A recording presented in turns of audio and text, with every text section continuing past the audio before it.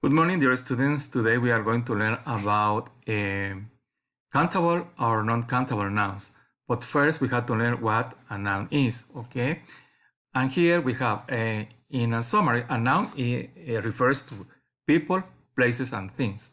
And we are going to divide them into forms, proper nouns and common nouns.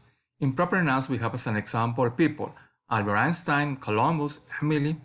In places, we have New York, Germany, and in things, we have an example of Coca-Cola and the Statue of Liberty. In common nouns, we have, for example, in people, we have scientist, teacher, explorer.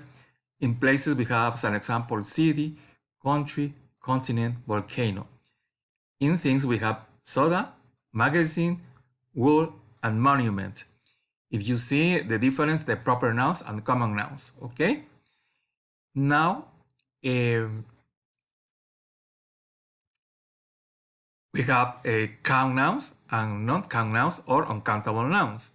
Okay, in a count noun refers to people, places, or things, as I told you before, that you can count separately, okay?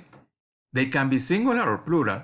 As an example, we have one teacher, two teachers, one country, 5 cities, one book, 3 books. Okay, so they could be singular and plural. Then we have non-count nouns or uncountable nouns. Non-count nouns refer to things you cannot count separately. Example, we have the abstract words: education, love, and time. Things you can touch. And activities, we have exploring, farming, and sailing.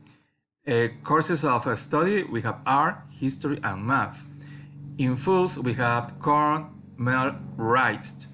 In fabrics, we have cotton, silk, and wool. Okay, so that's all for today, and I see you in the next class. Bye-bye.